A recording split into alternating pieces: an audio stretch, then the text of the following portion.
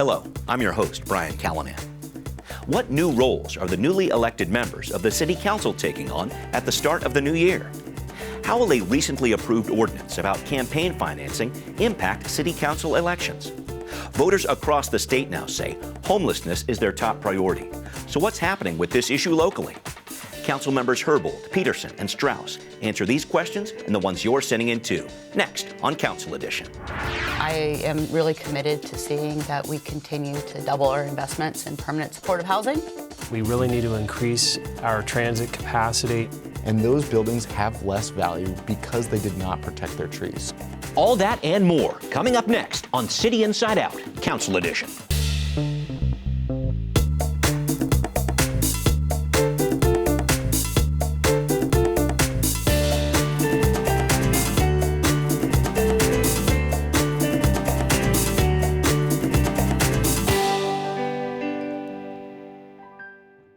And here we go with our first Council Edition show of the year 2020. I am joined by Councilmembers Herbold, Pedersen, and Strauss. Thank you very much for joining us. And I should point out, fun fact here, all of these council members were former legislative aides on the council. So keep your feet on the ground, but reach for the stars, right? Right. Very, very well done. Thank you for being here. Congratulations on your election wins.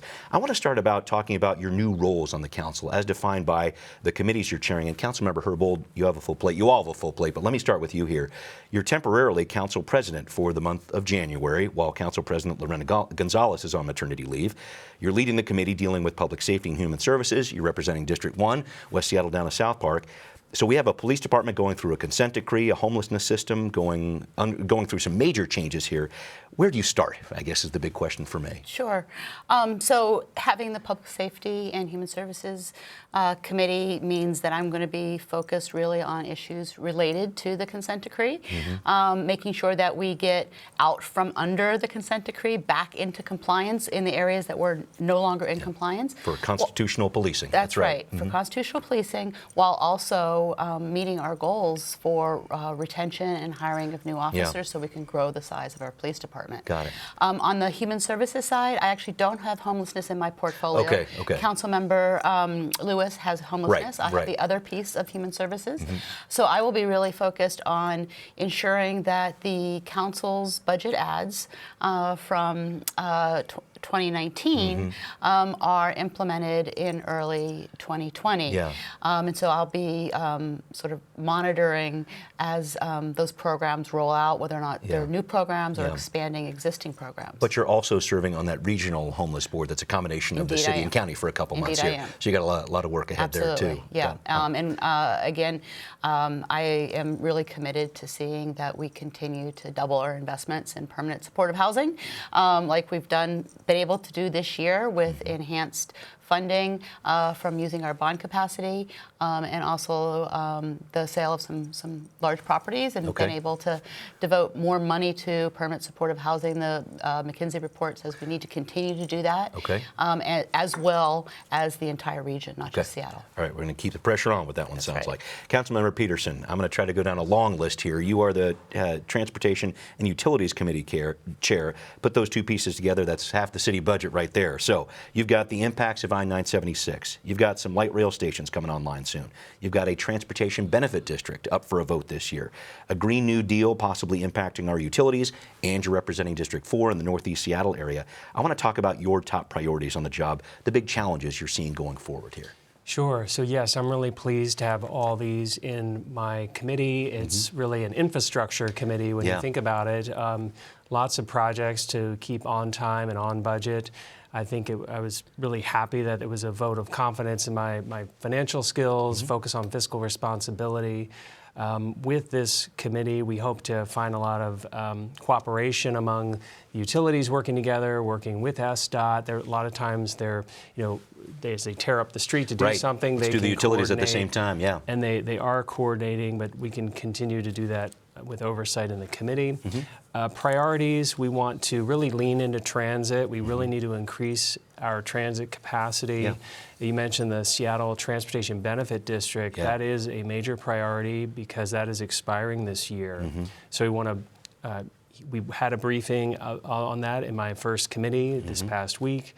and it does great things in terms of most of the pothole budget is in that transportation benefit district, and also expanded bus service. So we want to look at how to renew that this year. I wanted to make sure I asked you, and this was something on the campaign trail too, when it came to the issues like Move Seattle, like Sound Transit 3. I know you had some questions about those in the past, didn't support them. How does that play into what you're going to be doing as a transportation chair? Sure. Really, those issues were about how the things were funded. Okay. So looking at fair funding of things is really important to me, making sure that there's fiscal responsibility, that there's a great need. We're using the money as effectively and efficiently as possible. The Seattle Transportation Benefit District is well executed and very vital services provided there. But I'm in a new role now. I'm now an elected city council member, chairing this important committee. There's a lot of great work that the Department of Transportation does. We're going to work closely with Sound Transit, opening up a couple of stations in my district, actually. Right. So again, leaning into transit to make sure that's expanded. Thank you very much for that. Councilmember Strauss, you're heading up the Land Use Committee, so you're dealing with the impacts of mandatory housing affordability, a comprehensive plan update. You've got advocates demanding you get rid of single-family zoning, so many things here, and you're representing District 6, Green Lake out to Ballard. I want to talk about your priorities and some of the challenges you see coming forward this year. Yeah, Land Use and Neighborhoods Committee. So we also have the Department of Neighborhoods, which is really important so that we know how each unique neighborhood of our community is receiving the services that they need. And so land use really is a pretty dense and boring topic. The binders that we get are very thick, filled with details talking about, tunnels under streets and all the rest. There are some really interesting things coming before the committee this year. So we've got the Industrial Lands Commission, which I'll be sitting on, and whether the bills come before council this year or nearly in the future, industrial lands are really important within our community, especially as we continue to develop and become more dense. We've got mobile home protections that will likely be coming before committee this year. Mobile homes are an effective way of providing affordable housing. And so I'll be interested to see that before us. And also, as you said, cleanups to mandatory housing affordability. The devil is in the details, and we need to make sure that the program is working as intended, that we're following up on the recommendations. And if things aren't working well, we make those changes. Okay, great. I'm going to shift gears a little bit and talk about your first big vote of the year on campaign finance reform, some landmark legislation that would limit contributions to political action committees. Every one of you affected by this issue in the last election here. $4 million spent by super PACs and the council races alone. I want to start with some general thoughts on this. And Councilmember Strauss, I'll start with you and come back this way. Why did you support this measure? What impact do you think it will have on our local political races? Government is for the people, built by the people. And for government to be as accountable as it can be, it needs to be a transparent process that people are able to interact with and know what's going on. And so it's the same with campaigns as well. Increased transparency means that there's increased accountability to the people that we are elected to serve. And Councilmember Pedersen, my concern here, and Councilmember Herbold brought this up during the vote, this measure is not really going to take big money out of politics. I know you're a fiscal guy. That's a big part of your background here. Can you let me know why you supported this bill first, and maybe some of your concerns about when it comes to battling against this influence of big money on city council races? Sure. Well, I'm a big supporter of any campaign finance reform. I was very proud to be the first to qualify for Seattle's Democracy Voucher Program, for instance. And so I support Council President Gonzalez's bills. I support them because they are going to increase transparency. It's going to be working around the margins and also making things trying to limit the contributions of there's a foreign influence element to it. And I'm going to let Lisa take care of some of those big details, because I know she's wrestling with that.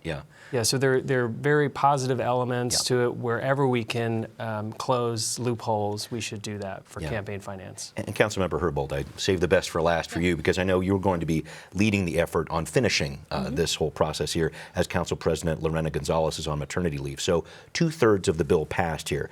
The influence of foreign-based corporations was part of this. Disclosure rules for political ads, the other part of it. But this third part would limit super PAC contributions to $5,000 per individual and would create what's called this limited contribution committee. With the LCC, this $5,000 limit wouldn't apply. Stay with me here, folks.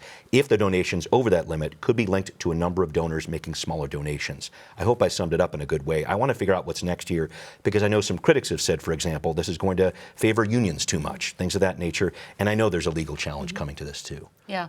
So as it relates specifically to the question of whether or not donors can do direct expenditures without going through a committee.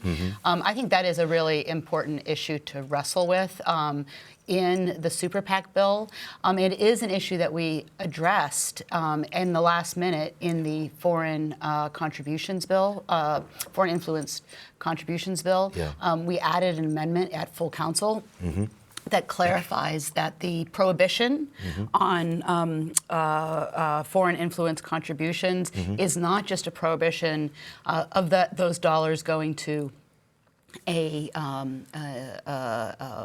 PAC or an independent expenditure committee. It's also a limitation on their ability to spend, those kinds of companies' ability to spend directly in support of a campaign. Okay. So we actually were able to fix that issue in the bill that we passed. Right. But it is an issue that we, I think, still need to wrestle with on the super PAC bill itself. Yeah, that's going to be a big issue ahead. But what about that issue that some critics have brought up, that this somehow favors unions over companies or whatever else? How do you respond to that? Well, I don't think it's not about. It's about actually using a similar approach to the approach that exists in the democracy vouchers program. That you have a threshold to meet, and if you meet that threshold, you can engage in those kinds of contributions. And so it's about demonstrating that there are a certain number of people who have given smaller contributions.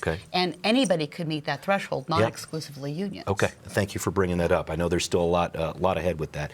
Councilmember Pedersen, I'll go to you on this. The issue that really kicked this whole conversation into high gear, which spurred so many big businesses to actually invest in local elections this last time around, was the employee head tax for homelessness services. Councilmember Herbold brought up this idea as budget chair in 2017. That went on hold. The next year, the council passed it, then rescinded it. Now we are here in 2020. Finding this progressive revenue source in what is the most regressively taxed state in the U.S. has been a part of the conversation on the council for many, many years here. How do you want to guide that conversation going forward? Sure. Well, for me, looking at, before we talk about revenue, want to make sure that the city is spending the money it already has efficiently and effectively. So that's first. Are we maximizing the money that we're already getting from the $1.5 billion general fund, but also the 6.5, all funds as well. And then looking at what is it that we want to use the money for. So there are lots of issues people are passionate about. We're passionate about, as was mentioned earlier, creating more permanent supportive housing to help reduce homelessness. There's also discussion about expanding affordable childcare, high quality childcare. There's also desire to expand transit. And so really, I would like to get everything out on the table as to what our needs are, and are we spending the money efficiently, and then talk about what sort of revenue sources might make the most sense, who should pay for them. I think you hit the nail on the head about the state in general is very regressive. We have great state legislators from our area, and I really would hope in their short session, they probably won't be able to get there, but we really do need to keep pressing on the state to enact a progressive income tax. Councilmember Herbold, you got something, I'll go to you. I just want to underscore that progressive revenue is not just about generating more revenue. It's about shifting away from reliance on regressive forms of revenue. So I could envision, for instance, if we're able to enact the municipal high earners income tax, one of the top priorities in that bill isn't just to generate more money for more programs, it is to reduce our reliance on property tax and sales tax and B&O taxes for small businesses. So I think when we're talking about progressive revenue, it can't just be exclusively about whether or not we need more money to fund more programs, that the question of moving away from more sales tax, more property tax has to be part of the conversation. I know that you just, hang on, Dan, I want to bring in here, but Lisa, sticking with you for a second here. I know you've signaled before when it comes to some sort of employee hours tax, you'd like to see a public vote of some sort on that. Do you still feel that way? I absolutely do feel that way. What does that look like? Well, I think if you know, you started off asking how Councilmember Pedersen was going to guide the conversation. Yeah. I think the conversation is being guided, and I think it's going to be our job to help shape it. Just realistically, we are going to be in a position of reacting to Councilmember Swan's proposal. I see. Yeah. And we might decide to develop an alternative proposal, or amend her proposal. But I feel really strongly that we can't just vote on something as a council, because we are just going to replicate, I believe, what happened in 2018 when we're going to be faced with having something on the referendum. And then we'll be in a defensive position of defending something. And I think it's a better idea to use the campaign in a way that is on the offensive to make our arguments about why this progressive taxation is needed. Thank you. Councilmember Strauss, your 2 cents on this one, or many millions of dollars, however you want to look at it here. Definitely a conversation you heard about on the campaign trail. What's your stance when it comes to trying to find some sort of progressive revenue source? Yeah, as you said, Washington State has one of the most regressive tax codes. Seattle also has one of the most regressive tax codes. And we need to find progressive revenue. We can no longer rely on sales tax and property tax, you know, to fund the programs and the projects that we rely on. So whether that's shifting property tax that we're already receiving into more progressive revenue sources, that's one way to tackle this very large problem. You know, one of the reasons why I joined the Association of Washington Cities as on behalf of the city of Seattle is to use my relationships in Olympia to continue advocating for more progressive revenue sources at the state level, which really controls and dictates what we're able to do here at the city level. So, you know, we are here at the city level, and we're going to have to, you know, nip and tuck around the edges as much as we can, because we can't wait another day with the regressive tax code that we have. Councilmember Strauss, I'll stick with you, and we'll pick up the pace ever so slightly here, if we may. But I think this is something that you and Councilmember Pedersen can weigh in on. I'll start with you, though. Just before the start of the new year, working on a new tree ordinance. Big project here. I'm going to give you a couple of quotes to set this one off. Well, I'll throw one your way, and I'll try to throw another one Alex's way here. So, one quote. You actually heard this during the council meeting there about this. Here was what was said.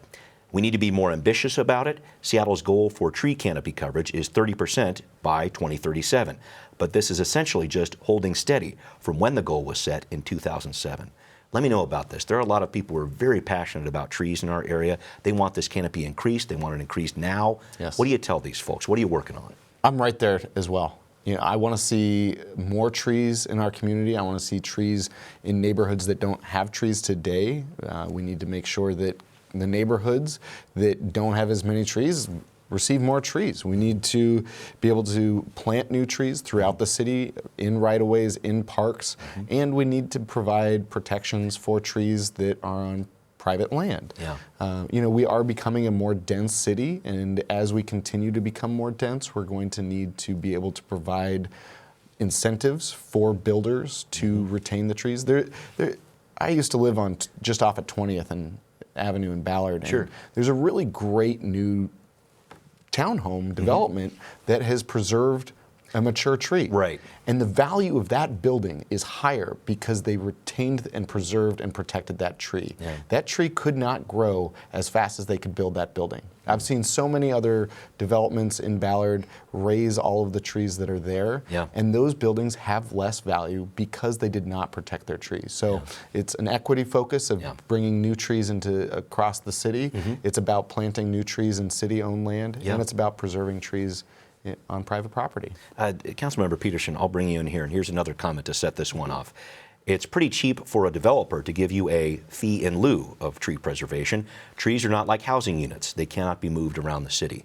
This whole fee in lieu issue, I think, is a big piece of this, trying to preserve things.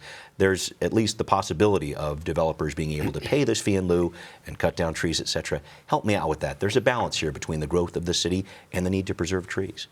Sure. So in addition to all the other benefits, there are also climate benefits and drainage benefits. So lots of environmental benefits for preserving trees. And the in lieu option is a problem with all sorts of legislation we've seen where instead of just requiring outright what we want to see, what our values are, we are allowing this sort of escape hatch of an in lieu fee. And then happens with housing, Yes, and then that in lieu fee is driven down by lobbying groups. And so I think that when we see the mayor's team is working on the legislation right now, and we look forward to their first report at the end of this month, and would want to take a hard look at any in lieu fee proposal.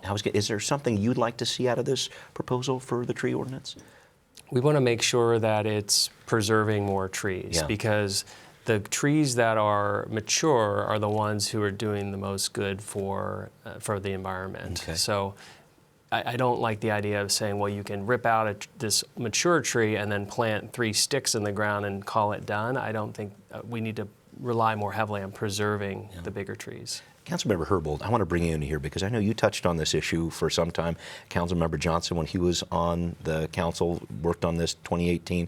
Councilmember Bagshaw, I know, was working on it too. This has been difficult, a difficult process here. What's it going to take to try to push it over the line, to try to figure out something that everybody can agree with? Did you have some perspective here? I think it's a difficult issue because you're having a lot of what are seen as conflicting interests kind of button heads. I think that the Urban Forestry Commission has done a lot of good work in considering some of those conflicting interests, and frankly, that's just the interest of folks who support urban density, and I think there's a way to meet our growth goals, as well as adhering to the values of people in the city, and the values as it relates specifically to the benefits of living in communities with trees, and the fact that some of our low-income neighborhoods are the ones who do not enjoy those benefits, and that tree canopy is really suffering in those communities. And I think that that really needs to drive the conversation. It's a recognition that there's a lack of equity here that's really connected to development. Right. Councilmember Pedersen, I'll bring you back in here because you're working on a related issue here with regard to having a climate change proviso, for want of a better phrase there, as part of all legislation that the City Council considers. Tell us about that process, what you're hoping to do there, what you want to accomplish. Sure. So right now there's what's called a fiscal note that accompanies resolutions and ordinances to say what is the financial impact of the legislation. And this idea I have for introducing some climate change questions actually came from one of my competitors in the campaign, Kathy Tuttle. Right. She called it a carbon note. And so all we're doing is just being mindful of the crisis of climate change we're in right now. It'll ask, are we increasing or decreasing carbon emissions with this legislation? And then it talks about adapting to climate change since we're already in the midst of it. Yeah. And would also like to beef up a couple of other fiscal aspects of it. Yeah. What's that going to do? What sort of issues would this touch, do you think, that are not touched now perhaps by carbon emissions? Sure. Well, I think that, so for example, when proposals come forward right now on expanding transit, let's say, right now the fiscal note will just say, well, this is going to be an additional cost. But if we have the fiscal and environmental note, I'm calling it, it'll also say, but there's a benefit of we will be reducing carbon emissions. Yeah, okay. Thank you for bringing that up. Sure. Councilmember Strauss, I know you said during your swearing in, climate change needs to be in everything that the council does. Yes. I want to talk about that and how that concept might play off of what Councilmember Pedersen's talking about here. We absolutely have to address the climate crisis in everything that we do. We cannot try and pigeonhole it or silo it into one area of our work. And so that's one reason why I'm very adamant about transit-only lanes because we know a lot of the carbon emissions that we are putting off in the city are based upon our travel.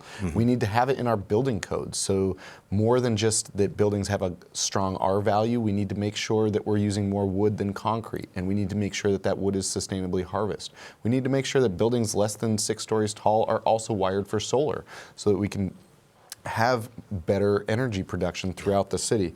We need to, as we've already talked about, pass the tree ordinance because we know that trees clean our air and keep our land cool. And we need to make sure that we're net neutral or net negative in the next 10 years. Otherwise, there's no certainty that we will all still be here on this television show. Or anywhere else for that. Or anywhere else. Thank So you it really is everything that we're doing. We need to focus on the climate crisis. Okay, I'm going to switch from climate to weather, if I may. And Councilmember Herbold, I'll bring you in. We're taping the show just a few days after we had some snowfall in the Seattle area. Some would say it's significant. Some would say not. Depends on where you live.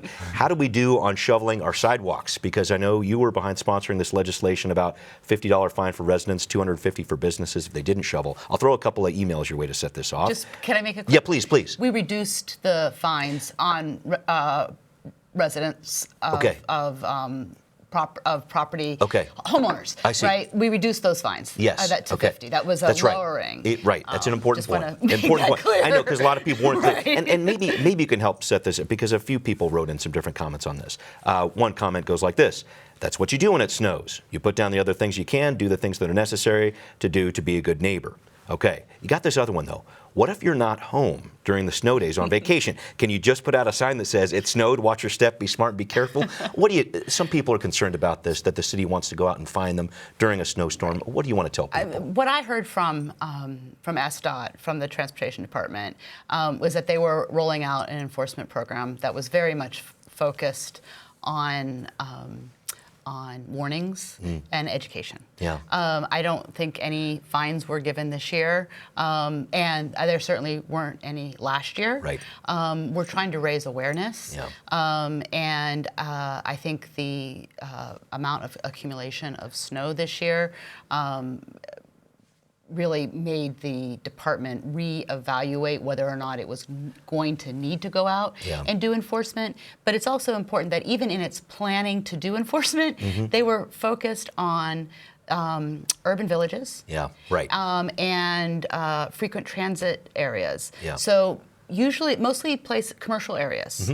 Or in the instances of residential areas, they're multifamily residential areas. So the renters or the condo owners, it's a matter of making sure that whoever is responsible is doing the sidewalk cleaning, not fining individual people in these multifamily buildings. So they're really focused on the places where you see a lot of people in those sort of dense walkable areas. Okay. Dan, do you want to throw something in? Yeah, I would like to just highlight that this would only work or be enforced on places that have sidewalks. There are many places in District 6 that don't have sidewalks. So I think that's another thing that we need to be aware of to complete the sidewalks. You're talking your transportation chair here. Watch out.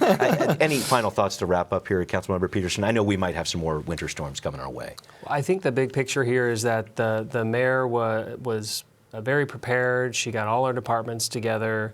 They got out there early, and I think that it was a really good response to this first storm, and I think that sets a good stage for if any future ones come. Okay, here's hoping for that. Thank you all for your input here, and we will see you next time on Council Edition.